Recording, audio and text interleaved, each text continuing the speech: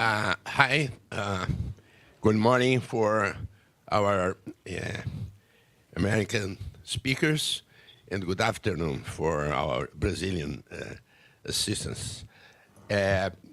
We are now running a roundtable on crime policies in the San Francisco Bay Area in comparative perspective.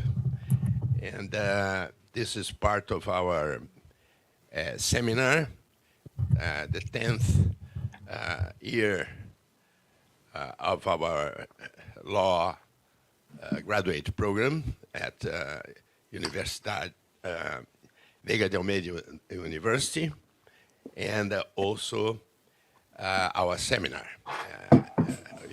annual seminar of the same university. And we have today, it's a great pleasure to announce our friends and my particular friend and colleague, George Bisharat, who invited in our name. He's a fellow law professionals from San Francisco, and we are going to listen to them to begin with Mr.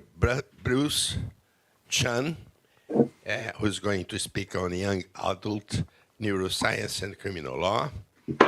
After that, Mr.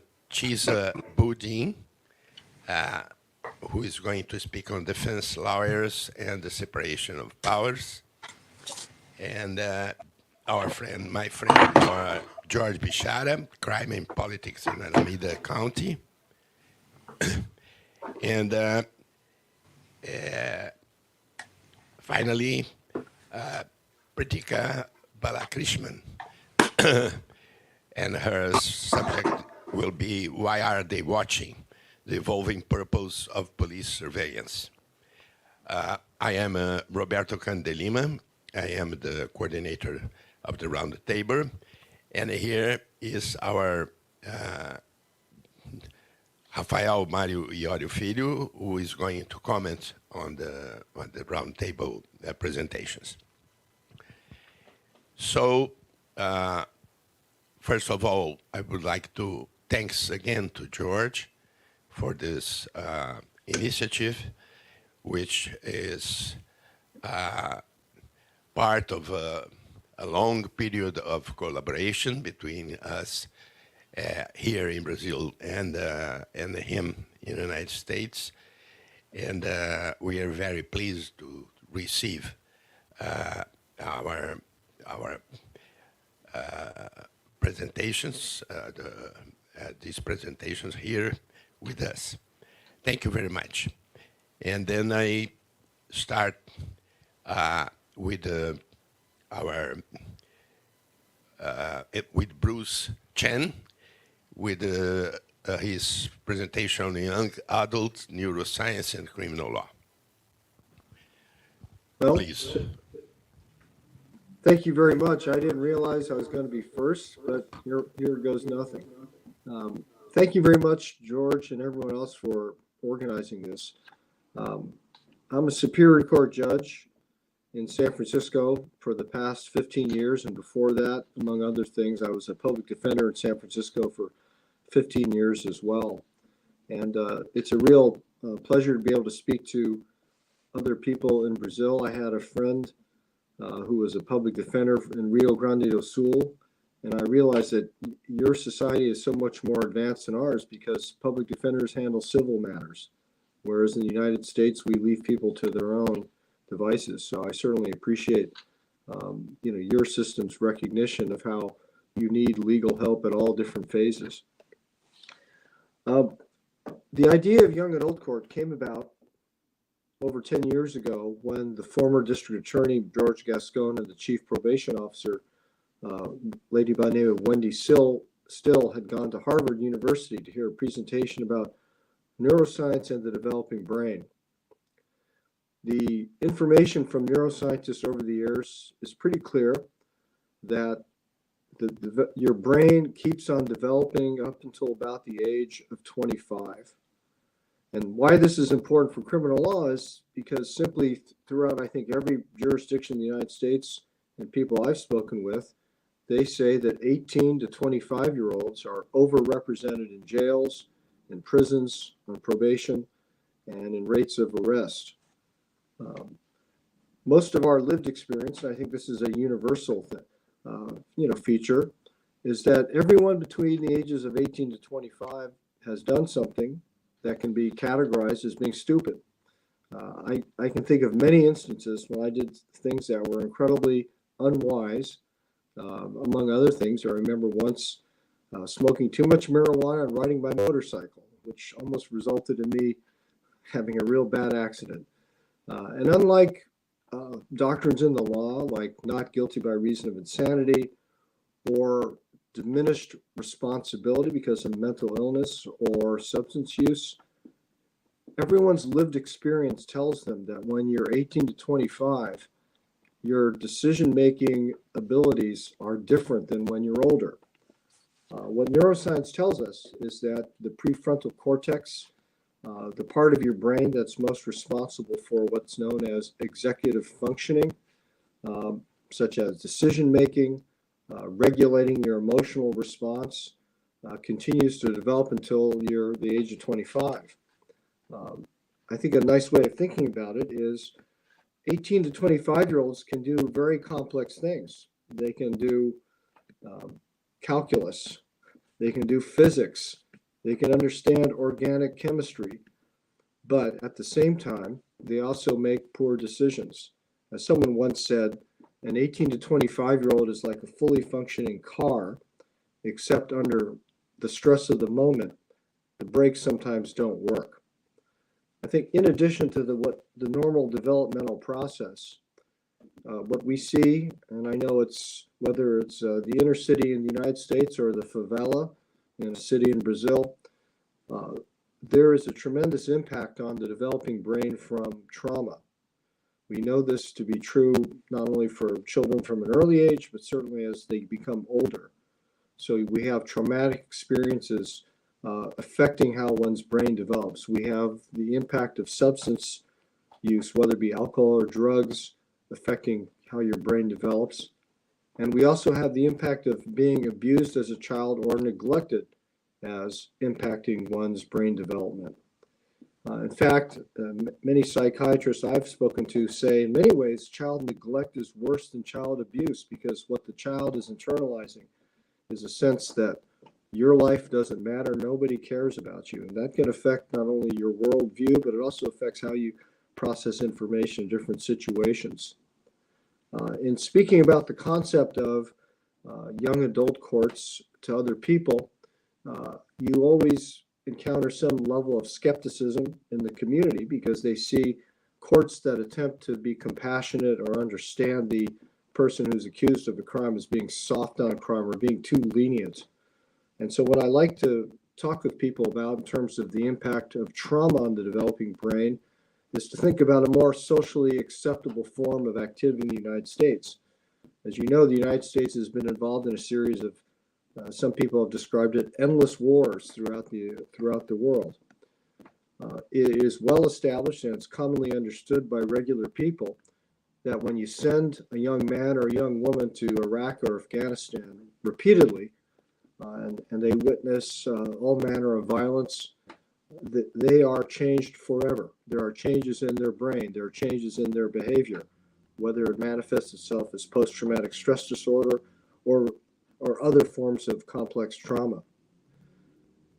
When you think about the example of combat veterans, living in a favela or living in the inner city in the United States isn't that much different. Perhaps the biggest distinction being that when you are living in a low-income neighborhood, there is never any break from the relentless violence or deprivation that you see on a daily basis.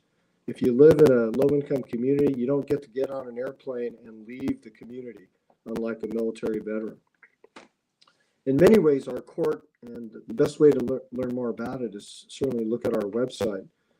It's an after-the-fact substitute, an imperfect one at best, for the sort of training, personal training and parenting that should have happened at another time. We have young people who have very low tolerance for any form of distress. We try to create an environment where people can have their mistakes acknowledged instead of being just punished, to try to learn from their mistakes. And we do a lot of teaching very basic life skills, not only how to understand your feelings and how to control them, but how to get a job, how to write a resume. Oftentimes you'll see judges say, when it comes to young offenders who they wish they could redirect, they all say, you know, we'd really like if there was a residential treatment program where people could learn educational skills, vocational skills, where they could have the freedom to make mistakes, but be guided and coached by supportive, caring adults, to be surrounded by positive peers who are engaged in constructive activities. And the irony is there are programs like this in most every community in the United States. It's called college. And this here, I think, is the paradox and the inherent unfairness, is that how you respond to mistakes that 18 to 25-year-olds shouldn't depend on your income level, but in fact, it really does. So it's been an interesting adventure to do this, because we've tried to create a program that would be able to withstand any of the sort of swings in public opinion about what to do about, crime and punishment. And the last thing I want to conclude by saying, because I think it's more important to have questions rather than me just kind of go on and on, is we've also tried to create a court that has a culture of caring for people, and that they feel like they're being treated as a person and not just as a statistic. And we've been in business for 10 years now. We have graduated 175 people. The preliminary data shows much lower recidivism rates than what occurs in the general youthful population. But to hinge success and to define success solely on rearrest would be, I think, not capturing the entire picture. Success should be defined in many different ways. And I think what I can say qualitatively, and we are working with the University of California in Irvine to try to do a more robust peer-reviewed study, is that we're changing how people look at themselves, how they look at the world. We're teaching introspection, teaching an evaluation of one's conduct. And so, I hope that we can withstand these rapid swings in attitudes. And I think by the virtue of the fact that we've been in existence for 10 years shows an institutional acceptance for the idea.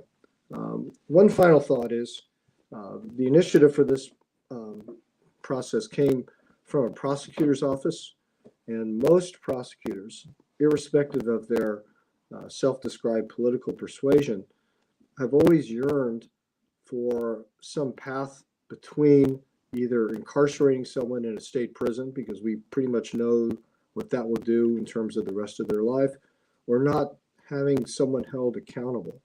So in many ways, I think we have achieved some institutional acceptance, because prosecutors, as well as defense lawyers and judges, see that there's a third way that hopefully combines accountability with personal development and care. So with that, that's all I have to say, and I look forward to answering any questions or hearing from other participants.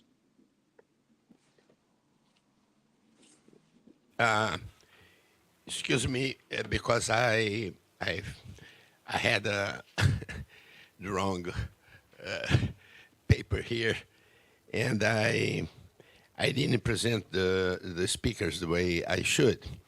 So I am repairing this mistake and this lack of formality. And I should say that the Honorable Bruce Chen is judge of Superior Court in San Francisco. And right now, next to it, I will call the talk of George Bisharat, Emeritus Professor at the University of California Law, San Francisco, Crime and Politics in Alameda County.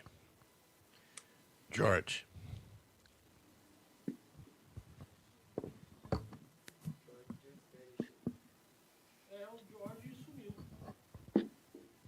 Oh, George fell out. Voltou. Hi, George. I'm here. Can you hear me? You didn't hurt yourself, huh? Falling out of this. So, so your time now, please. Okay, sure.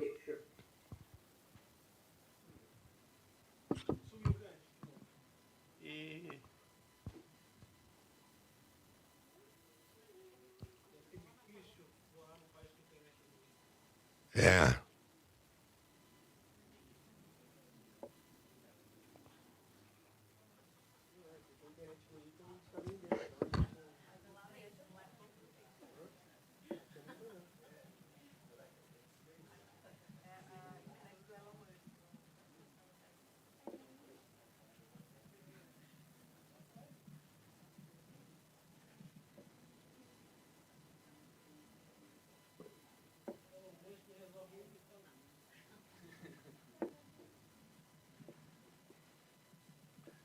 Well, while we're waiting for George, let's see the next speaker then. And this should be Prithika Balakrishnan, a professor, University of California Law in San Francisco.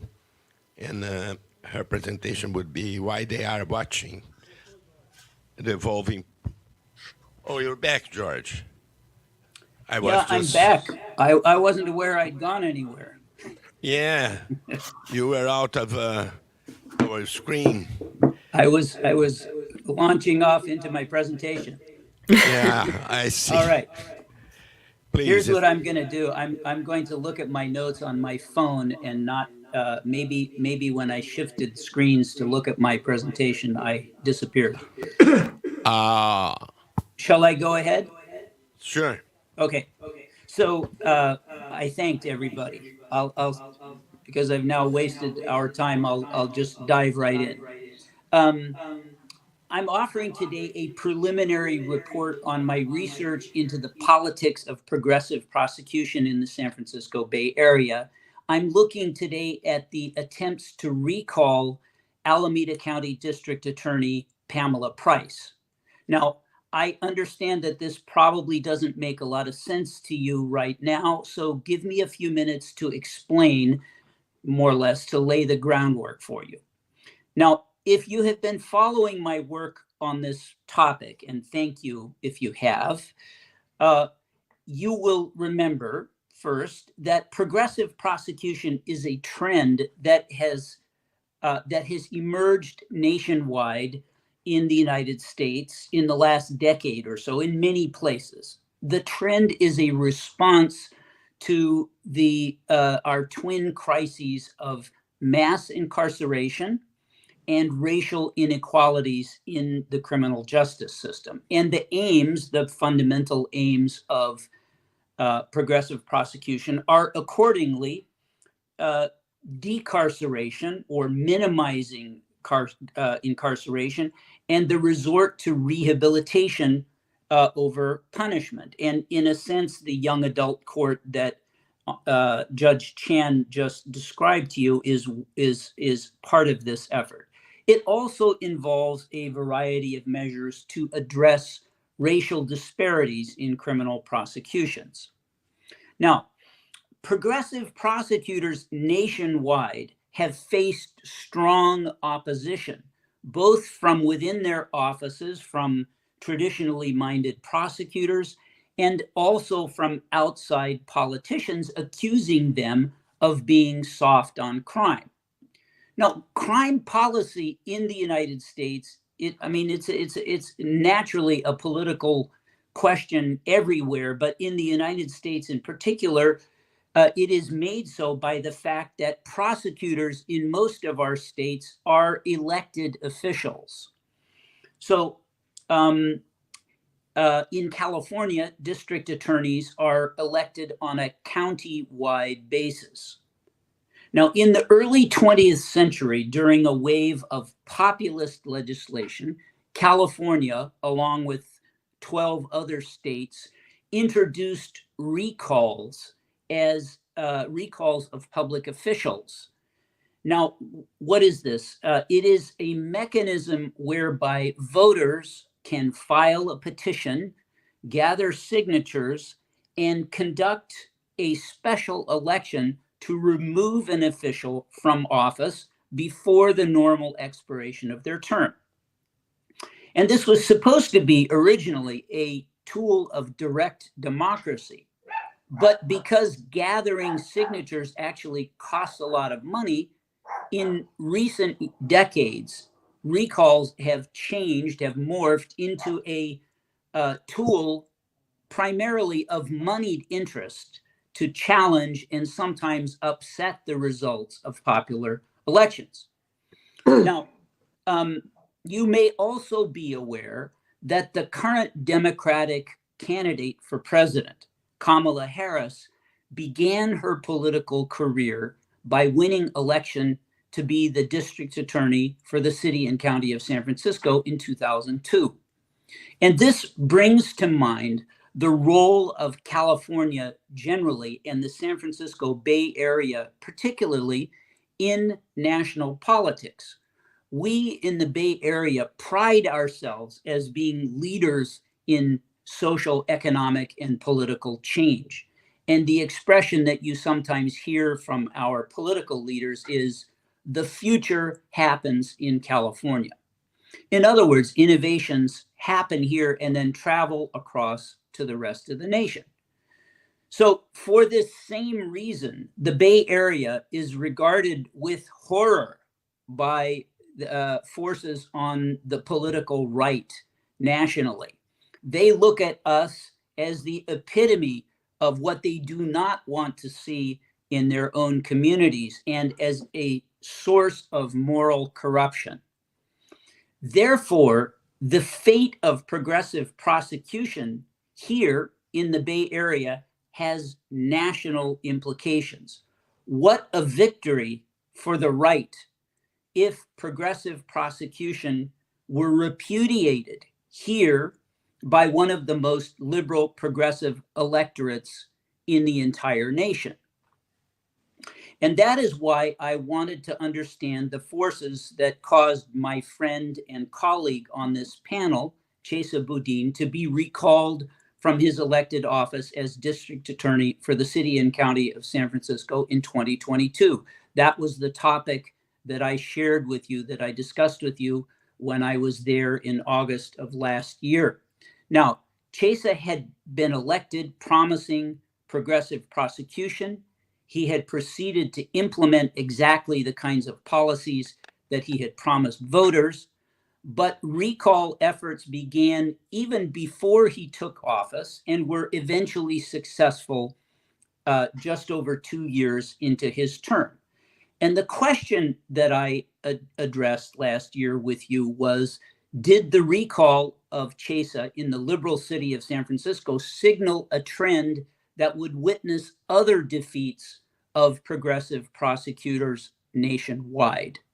I concluded no, and I hypothesized that there were factors unique to San Francisco and to the pandemic, which began just after Chesa took office, which explained the recall and were not likely to be reproduced elsewhere. And among the factors that I looked at were the following. The San Francisco economy is especially dependent on tourism and regional commuters. When the pandemic lockdowns brought those to a screeching halt, that caused a shift in the targets of crime from tourists and commuters who don't vote in San Francisco elections to city residents who, of course, do vote in those elections. Amplified by social media, this created an illusion that of a crime wave sweeping the city, despite the fact that crime rates overall were going down.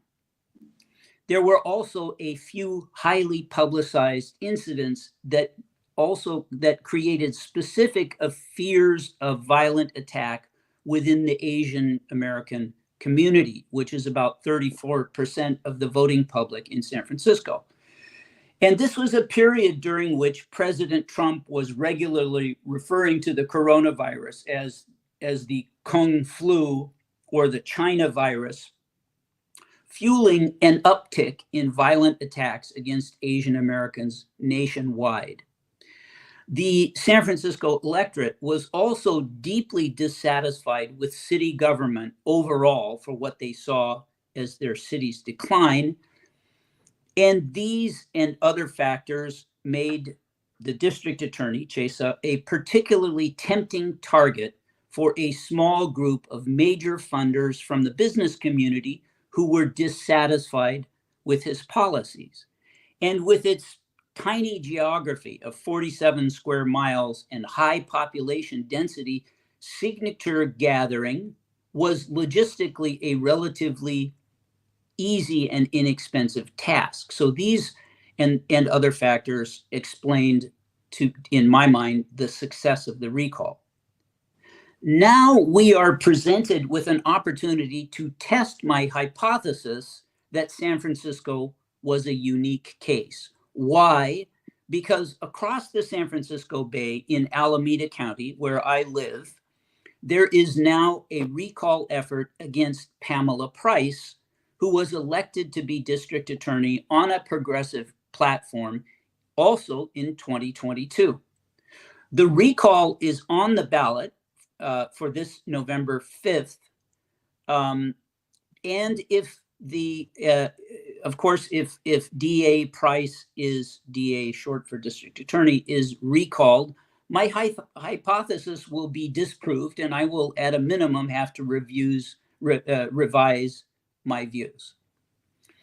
And of course, because we don't know the outcome of that election just yet, that is why today is necessarily a preliminary report.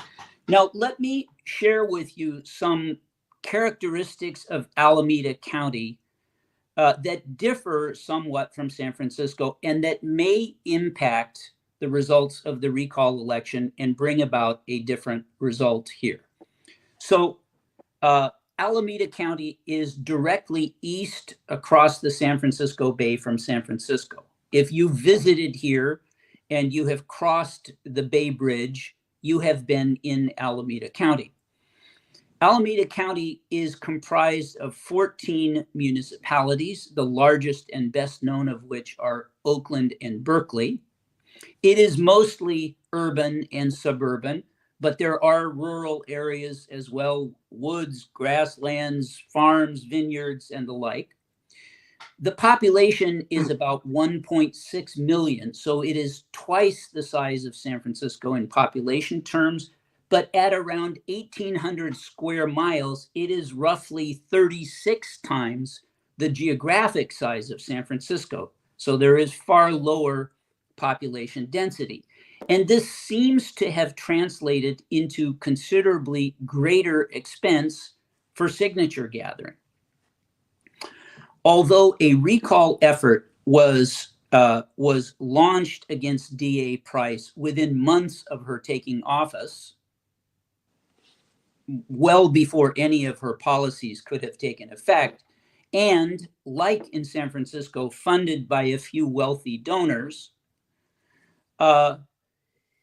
the organization that was established to manage to push the recall effort is called SAFE. That's an acronym, Save Alameda for Everyone, SAFE. So SAFE, the group, they did succeed in getting the requisite number of signatures to put the recall on the ballot, but this apparently was at considerable expense.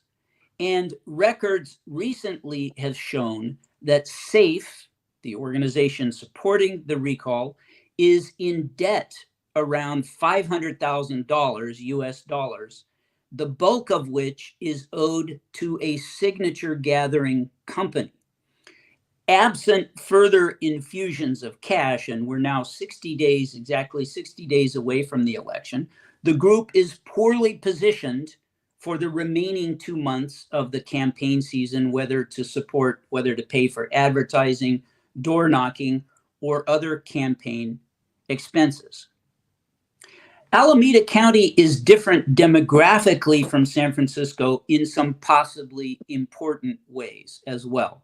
So voting data showed that Chesa's recall 2 years ago was led by a coalition of affluent white and Asian voters. Here in Alameda County, white voters are 34% of the voting public as compared to 46% in San Francisco.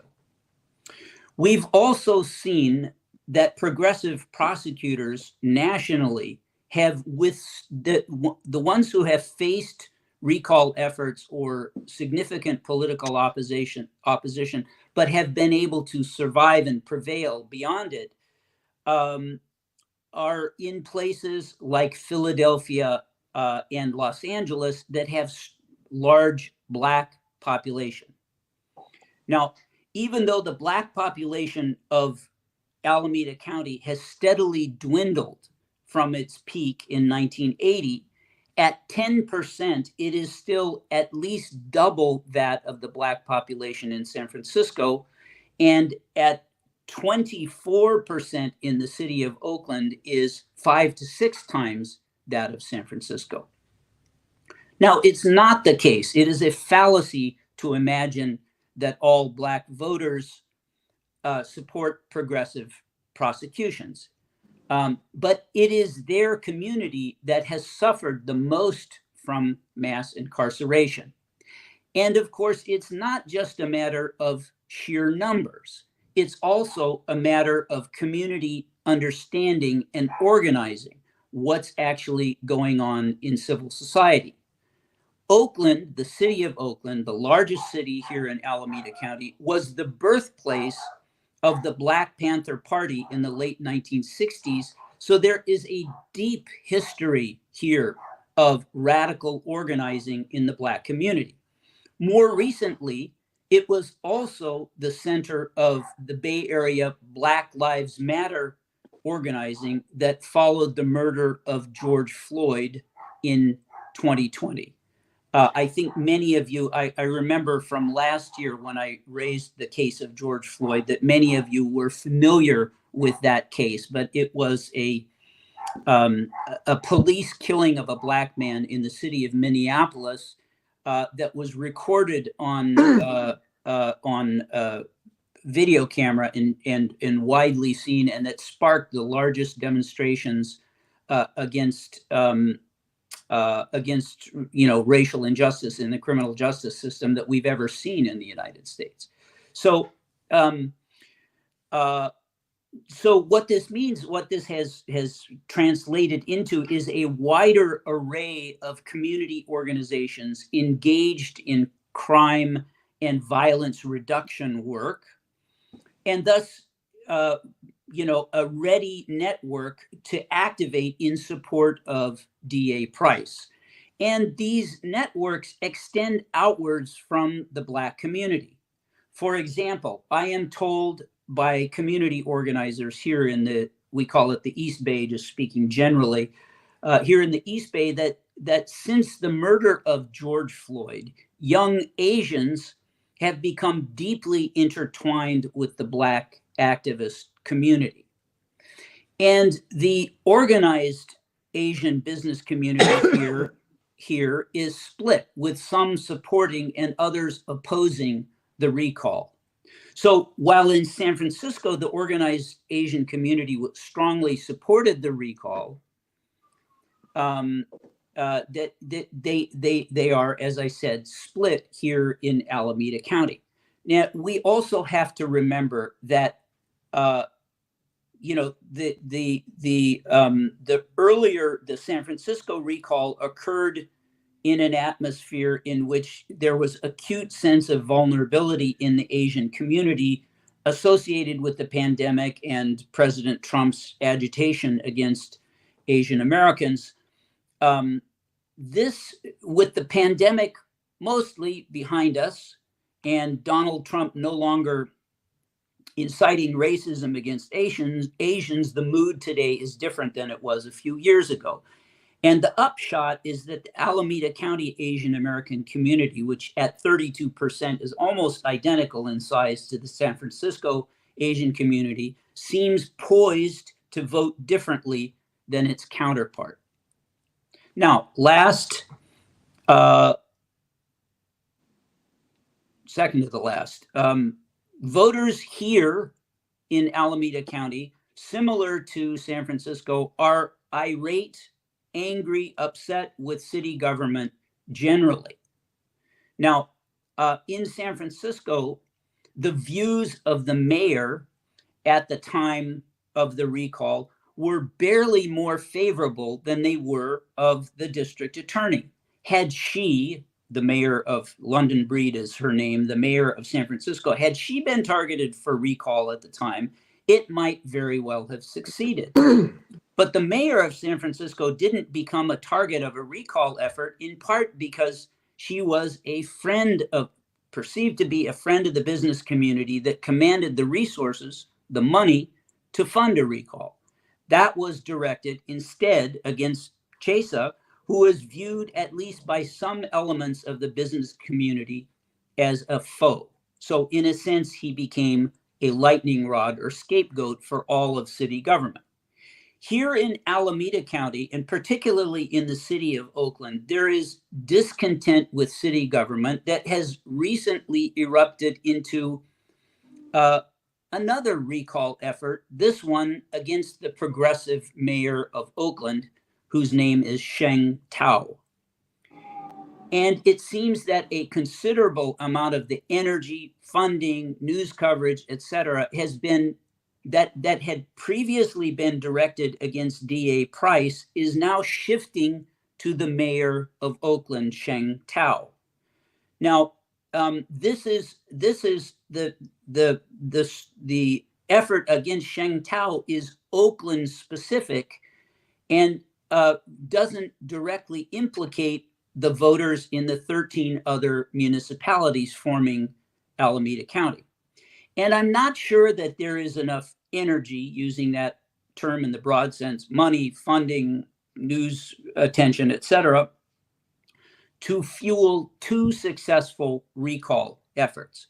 So, and from my perspective, at least at the moment, I would say that the recall effort against Tao has much more momentum than the recall effort against Pamela Price.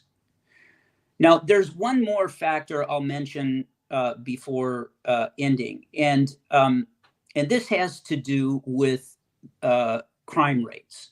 Now, in retrospect, it's clear that the pandemic had peculiar impacts on crime rates. This was true both locally and nationally. One of the main effects was an overall reduction in crime rates, but an increase in some violent crime, murder in particular. As the effects of the pandemic wane, they haven't disappeared entirely, but as they wane, we're beginning to see a return to the broad historic downturn in crime rates that had preceded the pandemic. Overall, for example, in Alameda County, crime is down 30% this year, 2024. Now, we have learned from the San Francisco example and others that what matters to voters is not the actual crime rate, but their perception of that rate. And for reasons that we can discuss, those perceptions do not always track reality. But the fact is that as the word spreads and as anecdotal experience begins to mirror reality, the political potency of crime diminishes. So all of this leads me to the cautious prediction that my hypothesis that San Francisco was a unique case will hold and that the recall against Pamela Price will fail. I could be wrong, but that's my current intuition. We'll know better after November 5th, and then we'll be better positioned to evaluate. It probably won't go exactly according to my predictions. There will be much more to study and learn. And if I'm lucky enough to join you in another of these conferences next year, hopefully in person, I look forward to sharing with you how this story plays out. Thanks so much.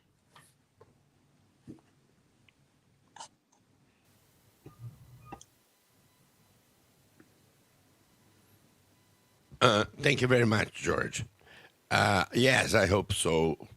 That we can all get together next year, depending on our situation, on the funding situation.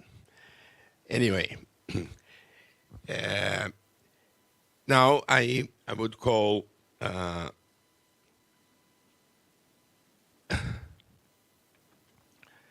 Chesa Boudin, Director, Criminal Law and Justice Center, Berkeley School of Law. And the title of his presentation is Defense Attorneys and the Separation of Powers. Muito obrigado. Boa tarde do Brasil. Chesa Boudin. É prazer estar com vocês. Adoro o Brasil. Eu he visitado muitas vezes o Brasil. Não vou falar todo dia no português, porque não falo enquanto para poder fazer isso. Mas é prazer estar aqui e quero agradecer a todo mundo lá pela organização hoje. E também quero agradecer ao meu amigo George por me convidar a apresentar hoje. Então, I'm going to talk today about defense lawyers and the separation of powers in criminal law in the United States. In the United States, as in many other countries around the world, including Brazil, we think of our federal government or our national government in terms of different branches of government. In the United States, we have the judicial branch, the executive branch, and the legislative branch. A lot of constitutional law theory explores the balance of powers, the checks and balances, and the separation between these three branches of government, which are replicated in the United States in each of the 50 states, state government. Many scholars have explored the ways in which these same concepts of separation of powers play out at lower levels of government or government interactions with the public. And there's a whole body of scholarship, for example, that looks at separation of powers within criminal law. Most of that literature focuses on the relationship between prosecutors as a representative of or a part of the executive branch and judges as part of the judicial branch. And much of this literature emphasizes what scholars have argued is a convergence of interests between judges and prosecutors.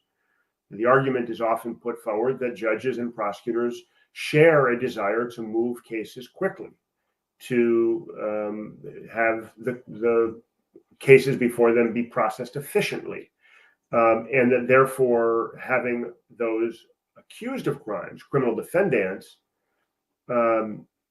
waive their rights, for example, the right to trial or to confrontation of witnesses, is a shared interest of judges and prosecutors that sometimes results in the detriment of criminal defendants. Now, the argument that I'm developing in the paper I'm working on and discussing today is that defense lawyers are an essential part of a well-functioning separation of powers in the criminal justice system in the United States. And they're often overlooked in the scholarship and misunderstood in the role that they play, not just as individual agents on behalf of their specific clients, but more broadly as an institutional player within an adversarial system. There is a lot of analysis already in the literature that looks at the way power is distributed between judges and prosecutors. And everybody agrees, I think, rightly, that those are the two most powerful actors in most criminal cases and in the criminal justice system more broadly. But That analysis fails to include the role of prosecutors, and that's what we're hoping to add into the conversation. Of course, in the United States, we have a common law system, not a European style or Latin American style system. In the United States, we have also an adversarial system in which lawyers are representatives of opposing parties and judges are supposed to be. They aren't always, and that's one of the things explored in the literature. They're supposed to be neutral. They're not supposed to have a view about what the right outcome of a case is. They're supposed to rule on legal issues that are presented to them and that are argued by opposing lawyers in an adversarial process.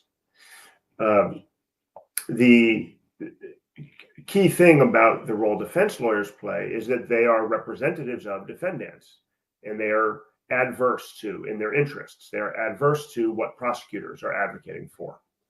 Now, the vast majority of cases where someone is accused of a crime will be defended by a government lawyer. In other words, it is a small percentage, roughly 10% of cases in the United States, criminal cases, where the accused will have enough money to pay for a private lawyer. There are, however, a tremendous variety of institutional choices for how public defenders or indigent defense services are provided, and I'll come back to that in a moment. But one way or another, most criminal defense lawyers are paid for by the government with tax dollars. In some ways, at least, if not explicitly, then implicitly, that makes them government actors. These government actors have a critical and unique role in not only advising their clients about their rights and about the risks and benefits of certain courses of action, but they also are necessary in order to prompt judicial rulings on a variety of issues. In other words, let's just say hypothetically that there was a questionable search or arrest of a criminal defendant. If the defense lawyer fails or neglects or strategically chooses not to file a motion to suppress, we call it, challenging the legality of the search or the arrest, then a judge will not be able to, in most instances, even make a ruling on that issue. In other words, defense lawyers taking action is, in many circumstances, in many procedural steps of most criminal cases, a critical and essential step in order to initiate a response from the prosecutor and a ruling from the judge. But it's not only these sorts of individual decisions, case-specific decisions, that criminal defense attorneys make, which are a part of the well-functioning criminal justice system. It's also what is often understood more appropriately as collective action. So I'm going to give a couple of examples. Maybe I'll give three brief examples of where defense attorneys can take collective action, and they often do. One example I'll give you is from California law. California law has a provision in the Code of Civil Procedure 170.6, which allows any party, the government, prosecutors, or the defense attorneys, to essentially veto a judge for a specific case. There's all kinds of reasons that this happens. Sometimes a judge has a reputation on particular legal issues that are going to come up in the case or on sentencing. And so one side or the other prefers to avoid that judge. Sometimes there'll be personal reasons, relationships between lawyers and judges. But what we see in some instances is collective action by groups of lawyers, by often defense lawyers. And this happens with some frequency in San Francisco, where the entire public defender's office will use this power under 170.6 of the Code of Civil Procedure to essentially prevent an individual judge from hearing any cases.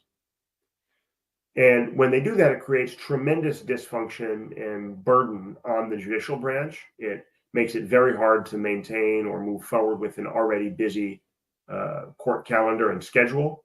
And often it forces the presiding judge of the superior court to reassign that judge to a different assignment, maybe to the civil courthouse or a different part of the criminal courthouse. Another example of collective action, which I think fits squarely in the way we talk about separation of powers, that is taken by defense attorneys, has to do with the aggressive assertion of the right to speedy trial.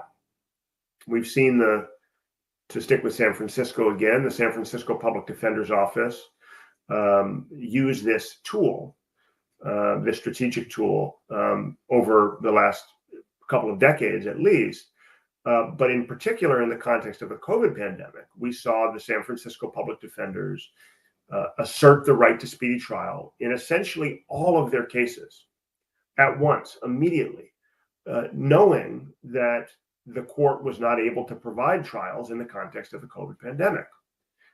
And for a period of time, the Court of Appeal found that there were sufficiently extenuating circumstances because of the pandemic that essentially the right to speedy trial under California law was suspended.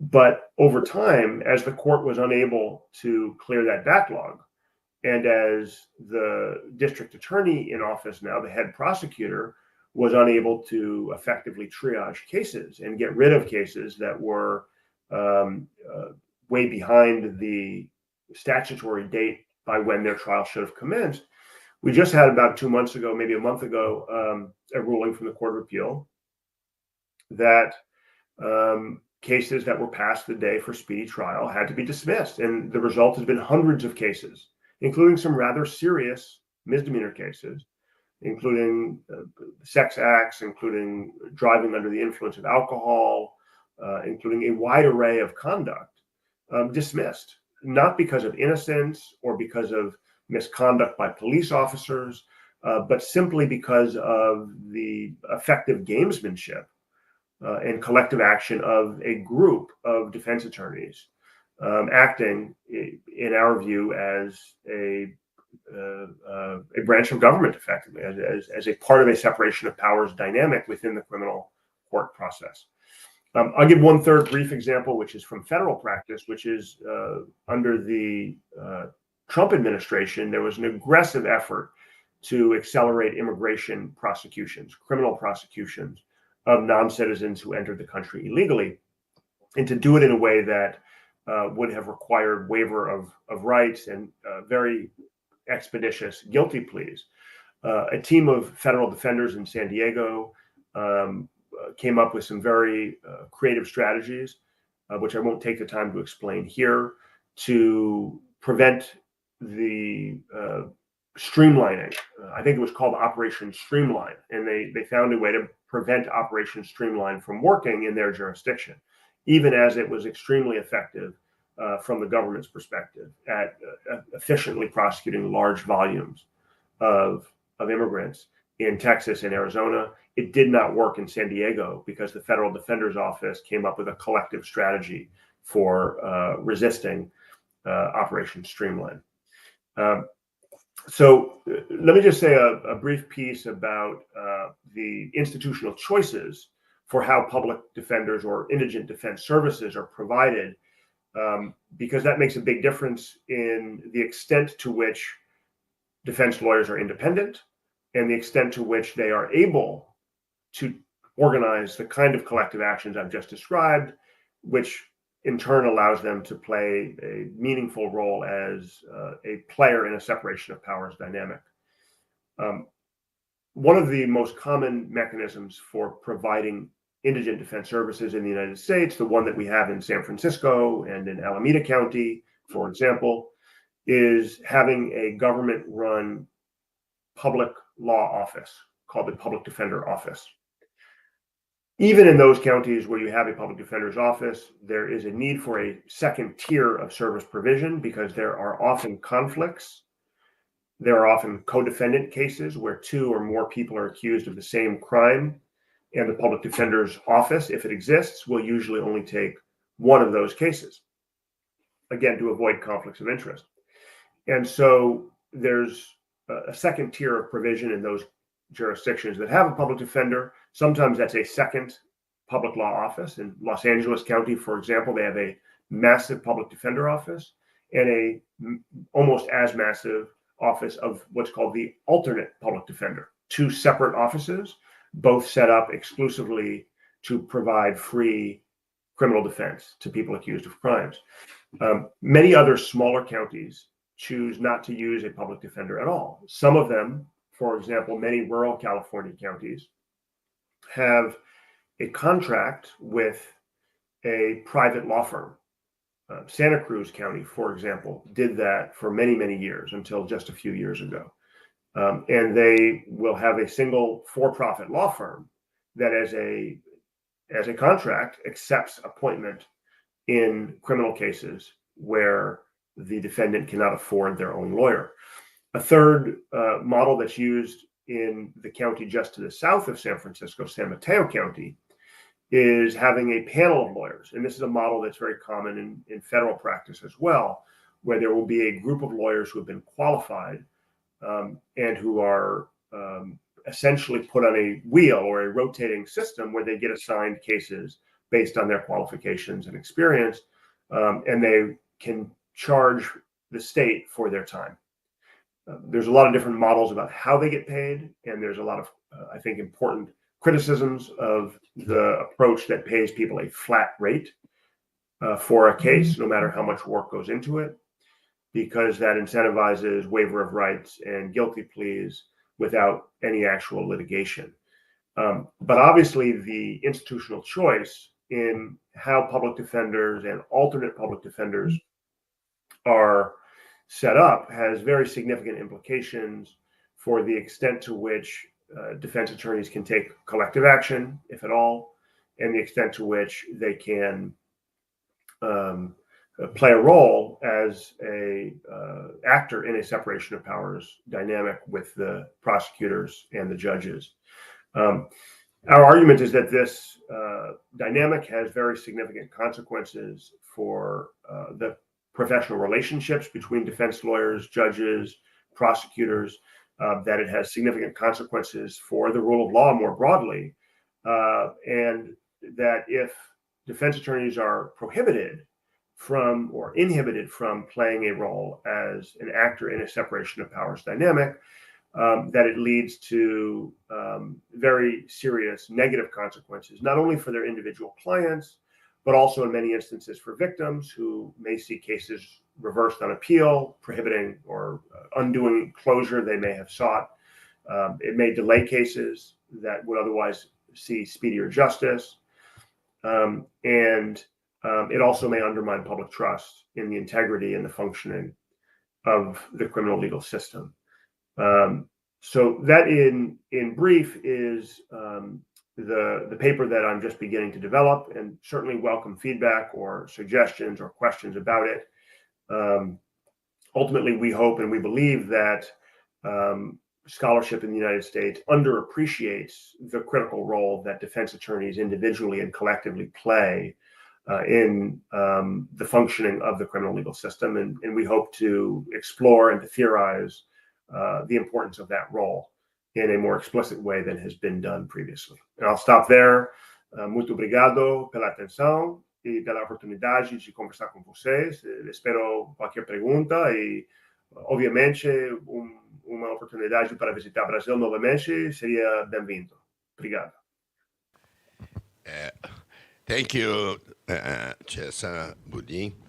And of course, we are going to work on any opportunities to have you here as soon as possible, as soon as our funding comes in time. Well,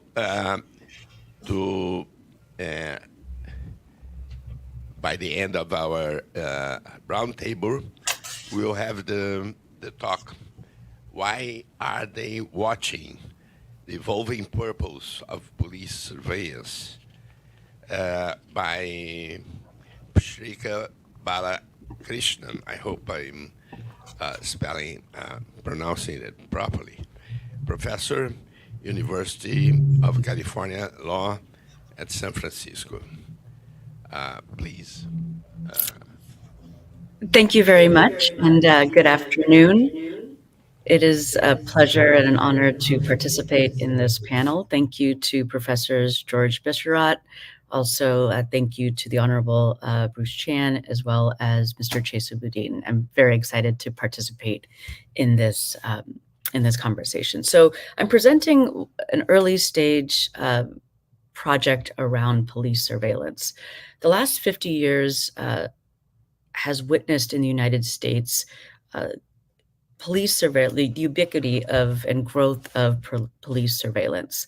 In the United States, Americans are caught on film or video 1.5 times on average a day.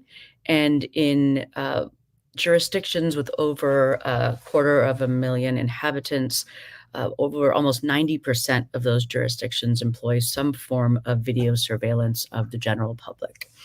This is a vast change from where we were, let's say, in the 1970s, where one could leave their house, go into a store, a bank, a subway, train station, and not be watched by authorities. A lot of this is technological development, but in my paper, what I'd like to explore is how this current stage of surveillance in the United States is not inevitable. They were choices that were specifically made. Now, taking a step back, my paper begins with the question of why surveillance? Why are police departments so eager about expanding their surveillance capabilities? Is this for deterrence, to stop crimes from happening? Is it an attempt at evidence gathering? These are some of the more traditional reasons for police surveillance that are propounded. This is, for example, the ATM camera that is placed in a specific location to deter theft or to catch evidence of the individual and identity of the individual who committed a theft. My analysis is that we have gone far beyond deterrence and evidence gathering, and police are now involved in data gathering and analysis on a broad scale, not to deter crime, not to solve a crime that is caught on camera, but to create a web of data that they can analyze for other purposes. And the purposes that they are trying to solve are really internal to policing itself. We've remarked a little bit on some sea changes that have occurred in the post-George Floyd era, and also prior to that with Black Lives Matter. Police now are facing unprecedented staffing shortages, recruitment issues, and a level of public criticism and distrust that has infiltrated their ability to even recruit new officers or to staff at the levels that they are historically have been capable of. The answer to this has been a form of techno-solutionism, one that avoids that political reckoning by imposing technology as a solution and allows the perpetuation of racially biased policing into the 21st century. So that is my hypothesis broadly. And to break it down further from there, how did we get to this point in the United States? So I look at the history of surveillance in the United States, starting in the 60s largely, and track 3 large arcs. Number 1, federal funding. Number 2, corporate partnerships. And number 3, participatory surveillance. So I'm going to go into each of those in some depth here. So prior to the 1960s, the federal government in the United States was not participating on a financial level in local law enforcement efforts. That is something that emerged in the 1960s with kind of a racialized war on crime. And I think Richard Nixon in the United States largely embodied that law and order politics. That was very much a war on a retrenchment or a reaction to the civil rights movement. Federal funding in the 1960s and 70s under the guise of a war on crime, increased the militarization of police in the United States, both through infrastructure and through strategies. We saw a reiteration of this much later in the early 2000s with the War on Terror, which brought about the surveillance apparatus, the move towards information gathering as a critical role of police, and prevention as a critical role of police. This continued on even through funding for post-pandemic relief. For example, post-pandemic relief in the United States again siphoned large amounts of money to local jurisdictions to increase their ability to survey, to analyze data, to incorporate algorithmic probabilities and AI more generally into their apparatus. The second arc that I've seen in my research is increasing corporate partnerships in law enforcement. And so the result here is that the corporate and largely capitalist interests, which are focused on increasing the net worth of a company and shareholder gains, have been effectively prioritized over safety mechanisms. And I think this is most obvious, for example, in the use of facial recognition technology, which, despite clear and documented racial bias, is continued to be marketed by private companies in the United States and around the world, and incorporated into both federal and local policing strategies. The third large arc that I point to is the growth of participatory surveillance. And typically surveillance is seen as kind of hegemonic in the sense that it is top-down watching and observation of individuals to control. And with participatory surveillance, we're seeing lateral forms of surveillance. And so this is largely the result of there are only so many police departments, and the vast majority of them, 75%, have less than 24, 25 police officers. So the market for surveillance products is the general public.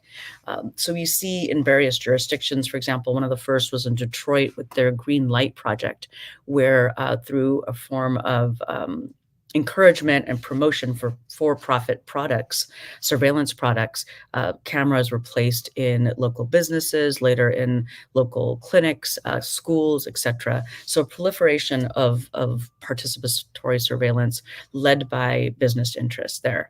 In other cities, for example, in Memphis, where there's SkyCop, or in Atlanta, which is the seventh most surveyed city in the world, we see local police departments encouraging private citizens and businesses to purchase cameras and surveillance apparatus that can then be integrated or registered with local law enforcement. So in Atlanta, for example, registration, there are over 20,000 local private cameras, either on front porches or in business entrances, that are registered with the police department, and almost 20,000, 18,000 cameras that are integrated, fully integrated, meaning that police have carte blanche to operate and use those cameras at will. So this is a huge network of participatory surveillance that we've witnessed growing. So these are three trends that I've noticed with the emergence of surveillance in the United States.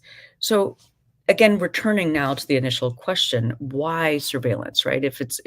And what is the rhetoric has learned from police chiefs and city mayors paints the need for surveillance technology as a tool of public safety and a tool to stop violent criminals. So looking at that reasoning at face, the data is unfortunately inconclusive. Increased surveillance has little to no effect on violent crime. A lot of violent crime is crimes of passion, crimes that are not premeditated, and the deterrent effect is minimal there. There is some effect on property crime, specifically certain location parking garages have seen a reduction in crime with surveillance, but overall, there is a minimal effect on public safety, especially with violent crimes, as a result of police surveillance. In this context, however, surveillance is being pursued, as I mentioned earlier, as a way to work around the shortfalls in recruitment. So instead of asking ourselves why is there a distrust now with police officers? Why is it more difficult to staff police departments? Or maybe police departments should be doing different types or prioritizing differently. Techno-solutionism and the use of surveillance has stepped in to kind of thwart those changes in those conversations and to allow policing to continue as usual. And by that, I also mean continuing with the racial bias that is at the heart of much of policing in the United States. Now, bringing this conversation to San Francisco specifically, San Francisco itself has a long history of police surveillance. And going back to the 1800s, where there was a 2-decade-long government mapping project of the Chinese community. In this project, local police in San Francisco were charged with visiting every floor of every room in Chinatown to create what became known as the Vice Map of Chinatown. The map distinguished between white and Asian owners of businesses as a tool for selective policing of Asian communities. And I bring this up, and I want to kind of chart the racialized use of surveillance in San Francisco particularly. But this is also modeled across the country, just to argue that we are now moving into continued kind of more technologically mediated surveillance that will only continue racialized policing. Surveillance in San Francisco of Asian Americans heightened in the years before World War II, as it did throughout the West Coast. Navy intelligence was ordered to conduct a survey of all Japanese fishing boats. They compiled extensive files on Japanese American fishermen. And of course, the ultimate form of surveillance and injustice occurred with Japanese Americans being removed from their homes in San Francisco and placed in internment camps. After the aftermath of World War II, surveillance in San Francisco increased to other communities as well. There was San Francisco Police Department raids of the LGBT community, gay bars, and other gathering places for the purposes of intimidation, arrest, and surveillance. And the post-war era in San Francisco also witnessed increased harassment and surveillance of the African American community in San Francisco, which peaked at about 13% in 1970. That trend continued on through the 80s and 90s with huge disproportionalities in the likelihood of African Americans being forced to interact with police, subject to police brutality, and other forms of surveillance intimidation. So I remark upon this to show that the arc of and the history of surveillance in San Francisco and in the United States in general is a racialized one. In San Francisco in particular, moving forward, there has been a lot of democratically and locally kind of engined discourse around police surveillance. San Francisco was one of the first constituencies to place limits on police surveillance back in 1990. But that conversation has ebbed and flowed in ways that are very interesting and map onto several comments and presentations that we've heard so far. For example, San Francisco, again in 2019, was one of the first to ban facial recognition technology. But what we saw is in the arc of that change, by 2024, the conversation had almost changed completely.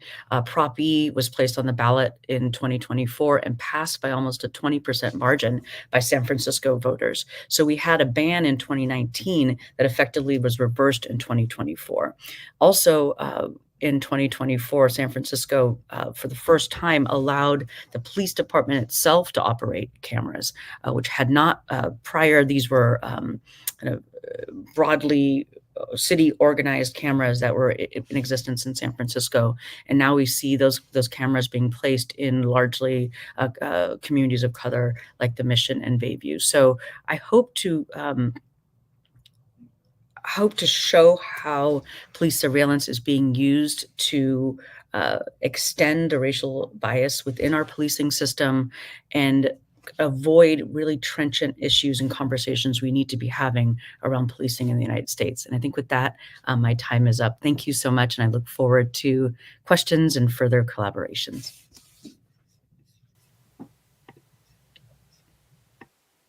Thank you very much. Well, now I must invite my colleague. Porque você fica de frente para eles. My colleague Rafael, Professor Rafael Iorio, to make his comments on our roundtable.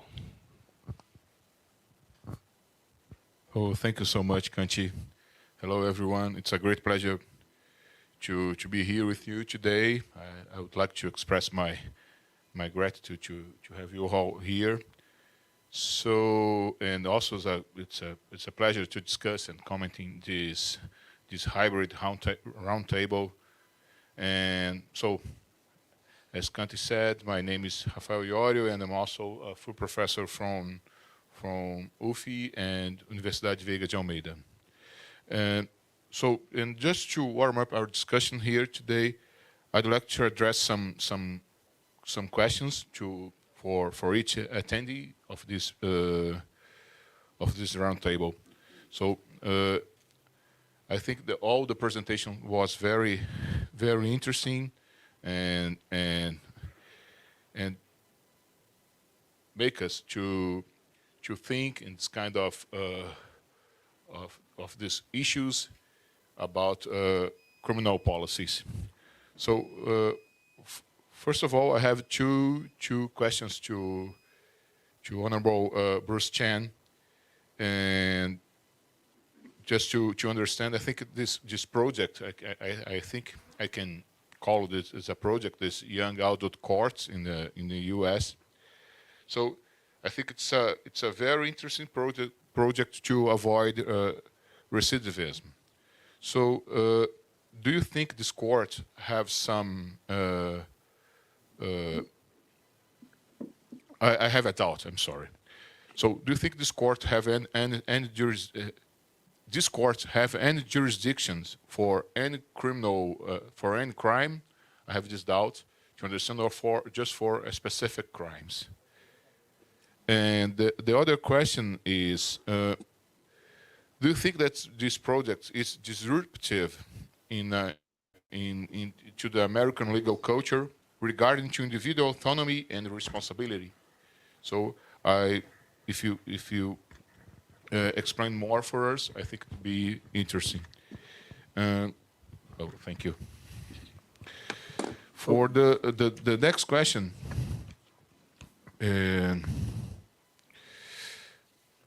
is, I'm sorry, I'm lost in my notes here. For the Professor Bisharat,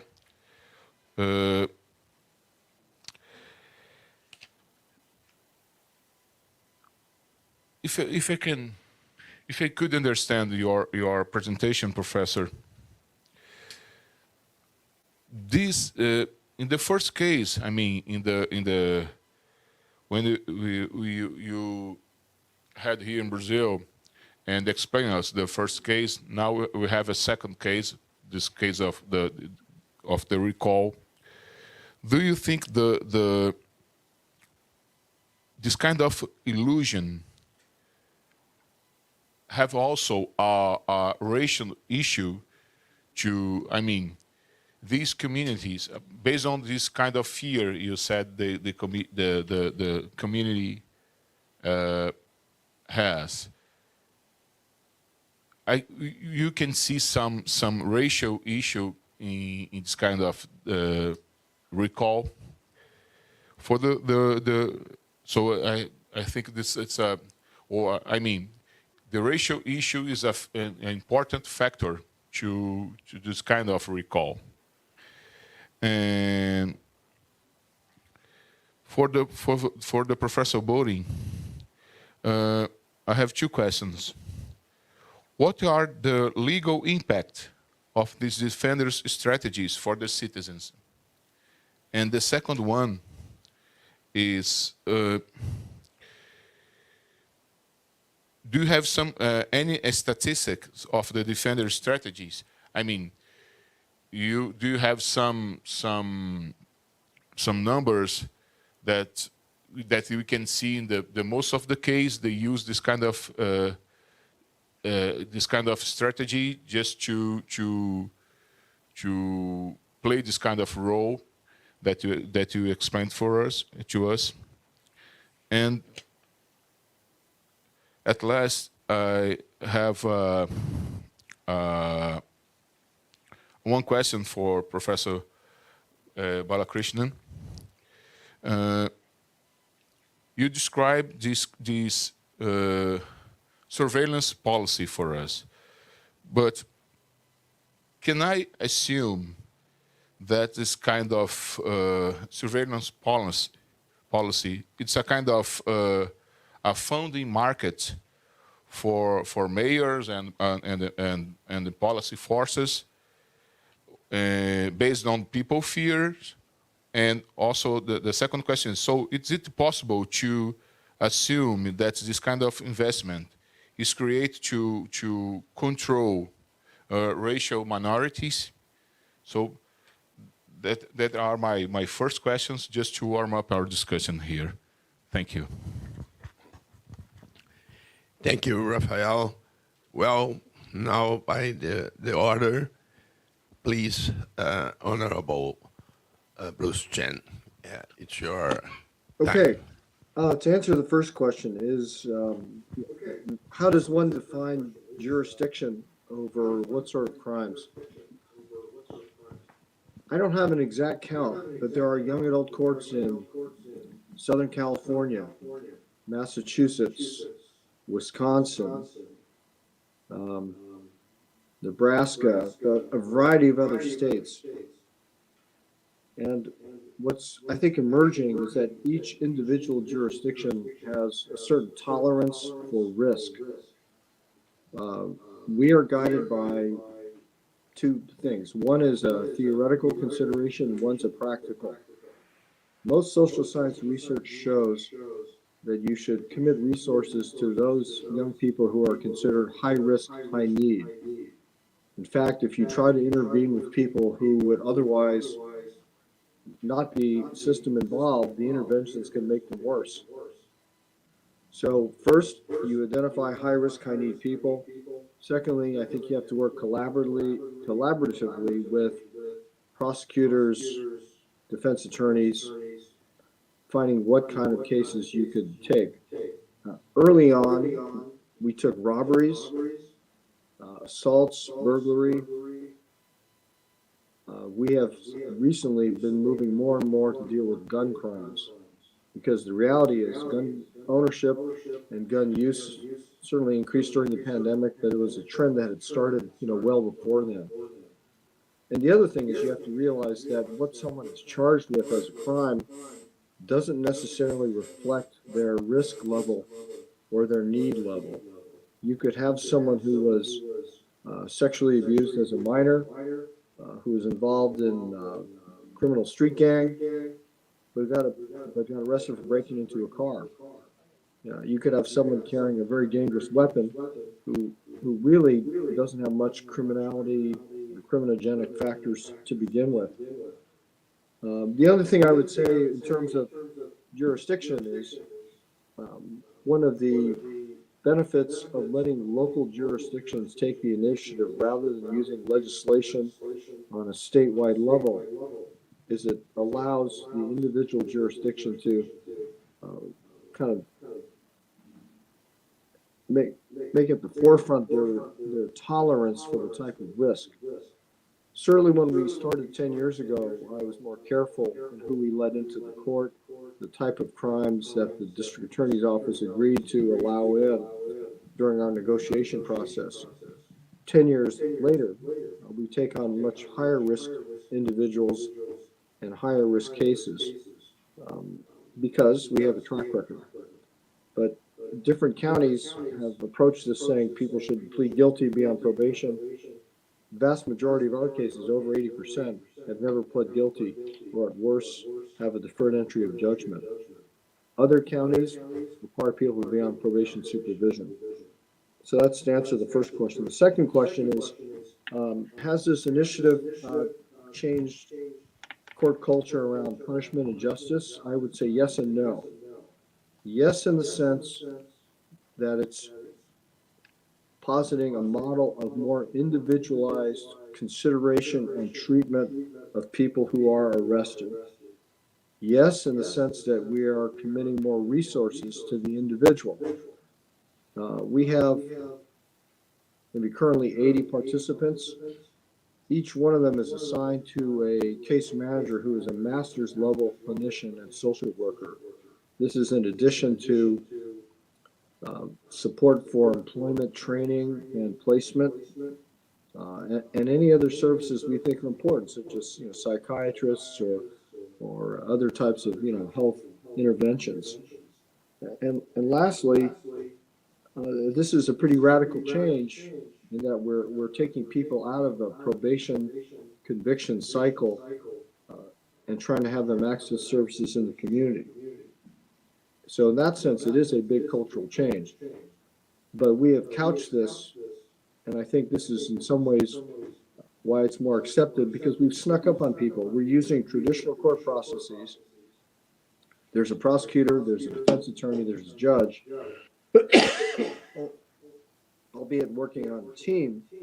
So you reassure those people who are skeptical or naturally suspicious of committing more resources to so-called criminals, because you're using traditional court structures. In the United States, we have adult courts, which are usually defined by people who are 18 years or of age or older, and you have juvenile courts.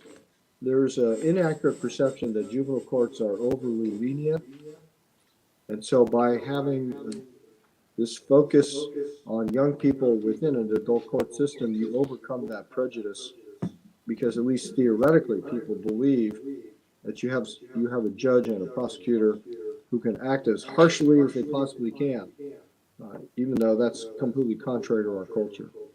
So in many ways, based upon my time, I think, working in the legislature, we have tried to have a marketing element or component to the project from the outset, knowing full well that there is a long history of criminal justice reform programs that are unfairly criticized for being misguided.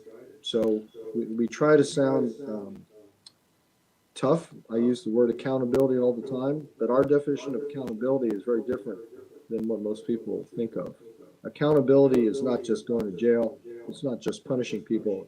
It's making the person who's arrested understand their behavior and try to change their behavior from the person themselves and not externally. All right, thank you.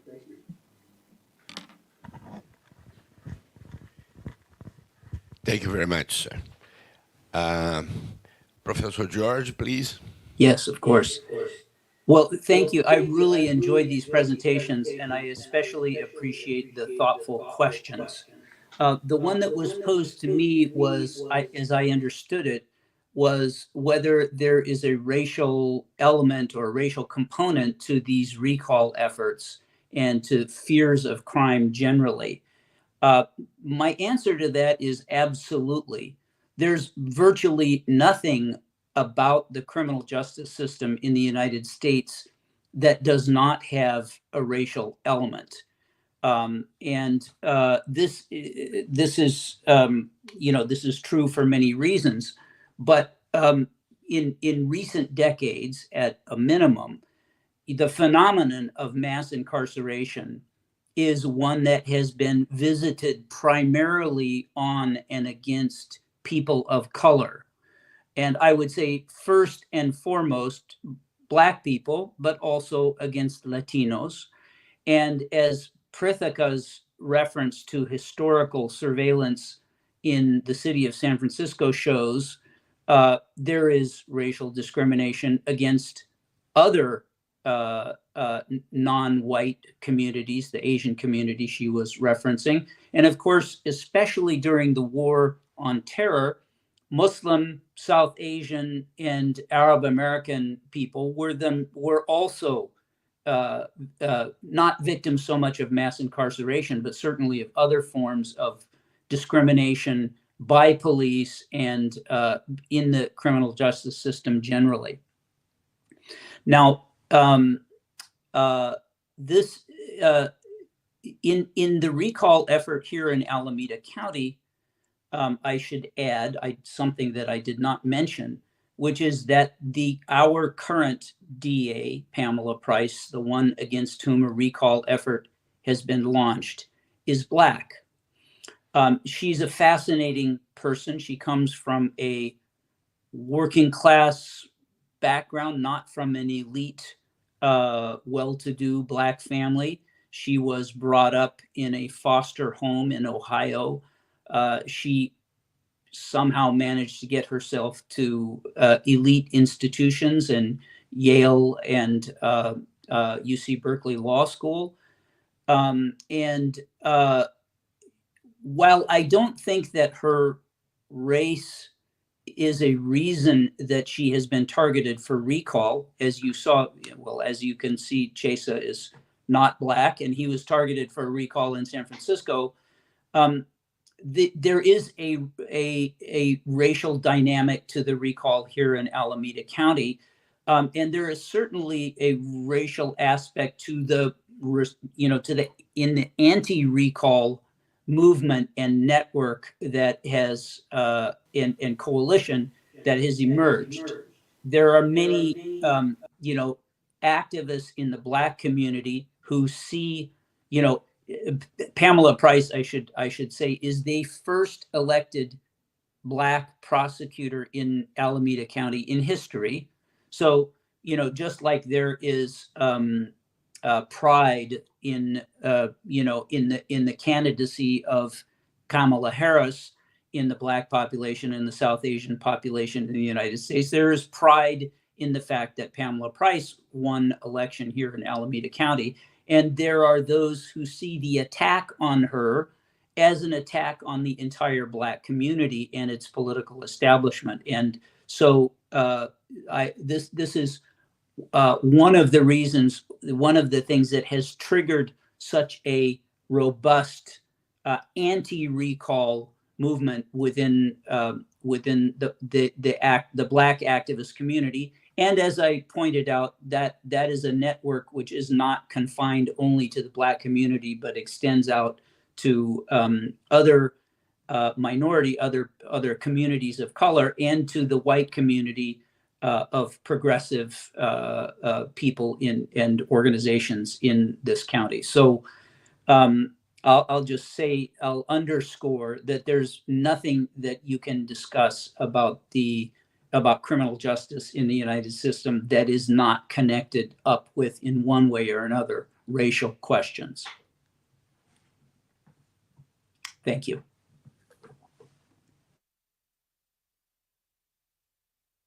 As a Boudin, please. Thank you very much for the questions, and just echo all of my panelists' thanks, both to the panelists and to all of you for your attention and your questions. I think the short version of the answer to the first question I was asked about the legal impact of these kinds of strategies by public defenders on people is that it's really complicated.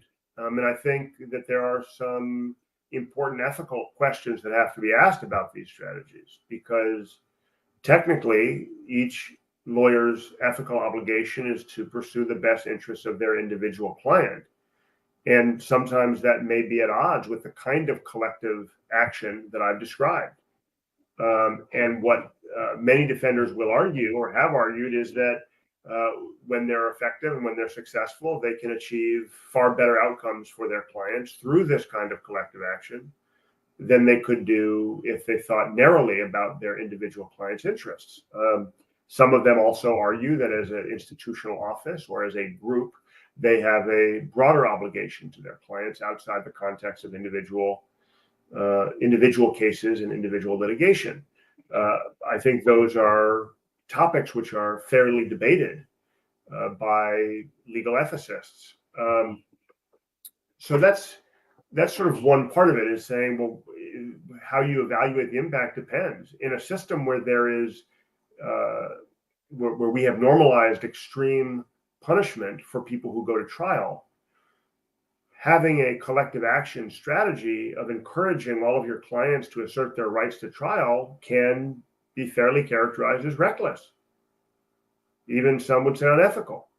On the other hand, at least in the example that I gave you, the San Francisco public defender succeeded through that strategy in securing outright dismissals of hundreds of cases, many of which otherwise likely, most of which likely, would have resulted in a criminal conviction.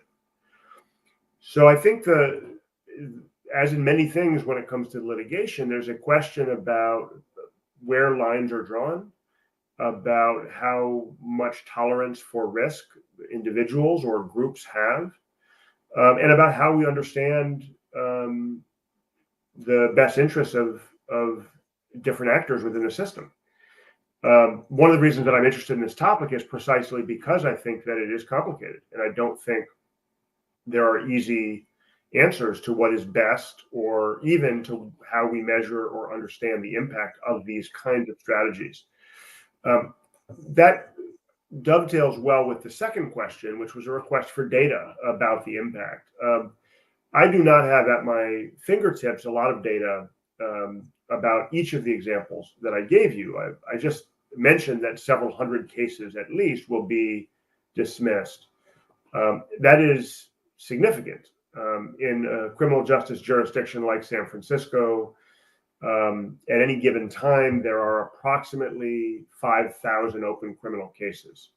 Of course, new cases are being filed all the time, and there may be many more cases than that if we included cases where the defendant has disappeared and there's no future court date, et cetera. But as a ballpark estimate, if you say 200 out of 5,000 cases were just dismissed, that's 4%.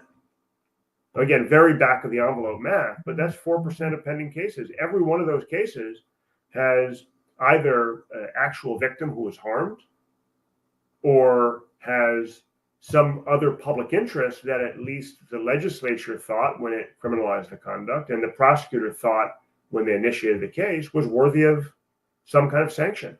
And now, simply because of the effectiveness of this collective action, those cases, that 4 or 5% of all open cases, have been dismissed. That's a huge windfall for the defendants. It's a huge success of collective action from the perspective of the defense attorney, and a huge problem from the perspective of the prosecutor or the court.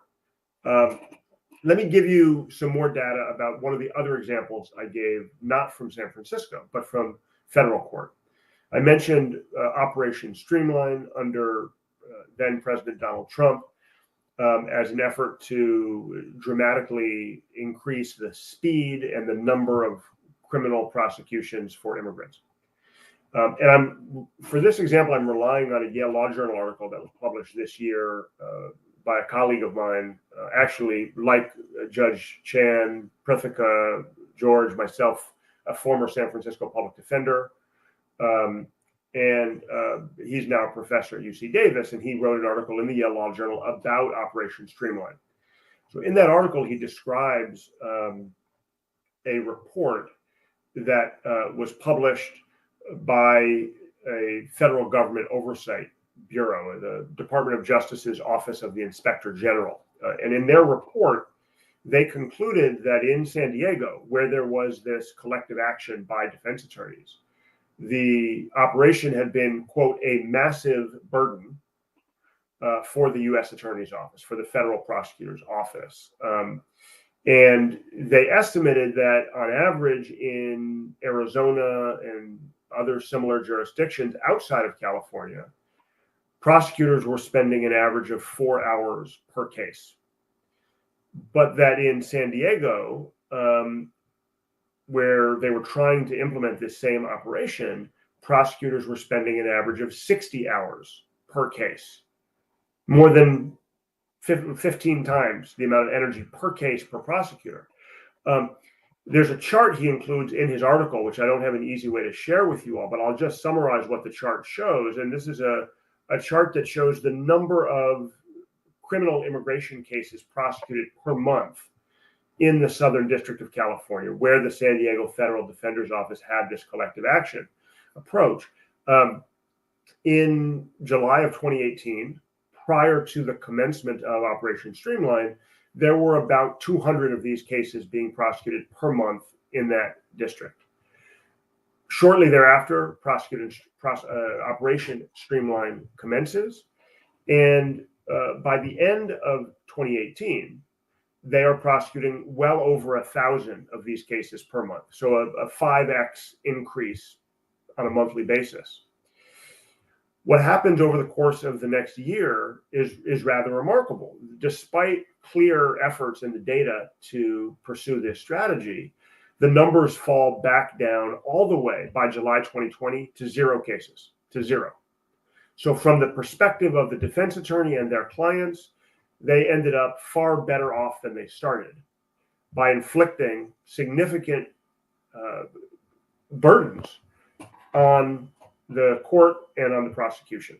Whereas other similarly situated jurisdictions where the federal prosecutors were deploying the same strategy, but the federal defenders were not able to or chose not to collectively mobilize in the same way, had the number of cases stay high during this entire period. I'll stop there and make space for other answers to the questions.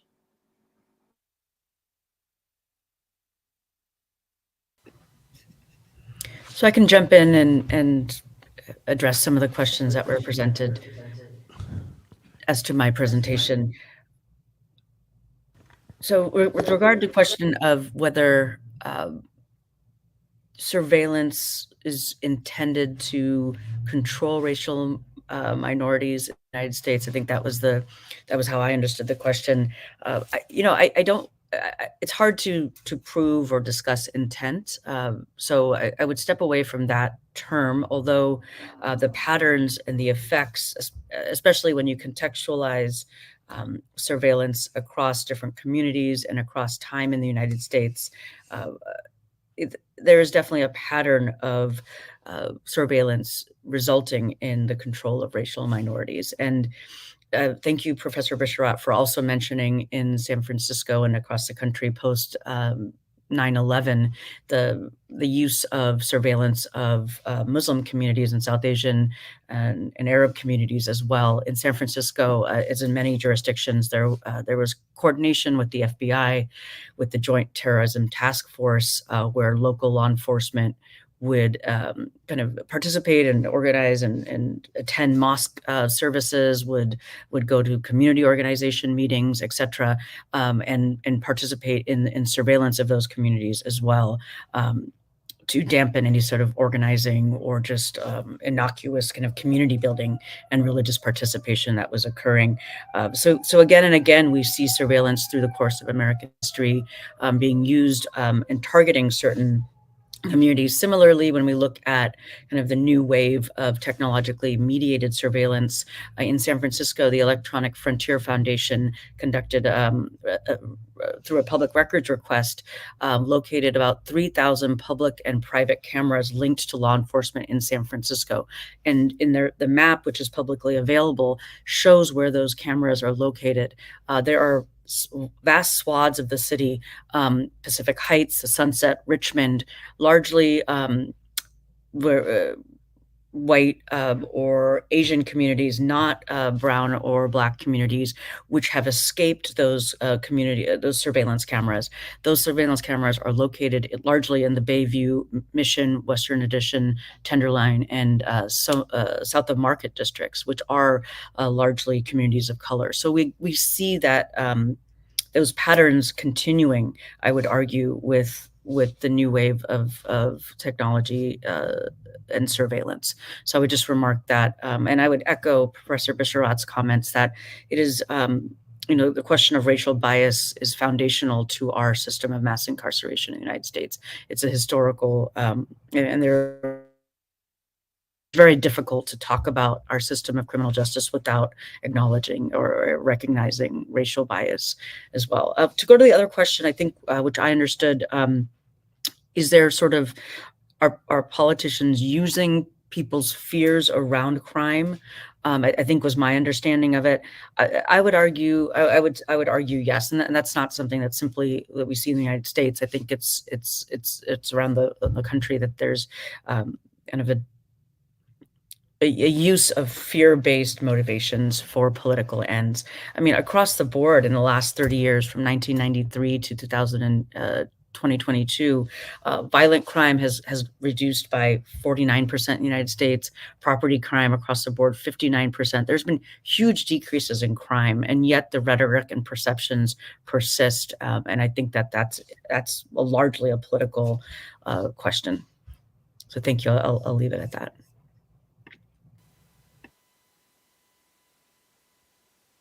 Thank you very much. Something you want to say, Rafael? No, that's okay. There is any questions? Any more questions? No, here? No. Well, thank you very much for your time, for your very interesting and exciting talks today. And I hope that we'll be able to get together again, you know, hopefully in person next year. And I really thank you very much for being here. And I thanks, you know, thanks to George, our colleague and friend. So I will rest for a little bit, and at 4:30 we'll have a talk by George again, Palestinian at the International Court of Justice, Law versus the Rules-Based Order.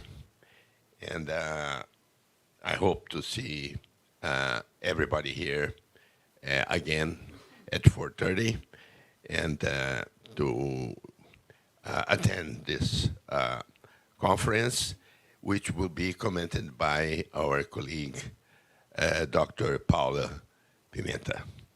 Thank you very much to everybody, and see you soon.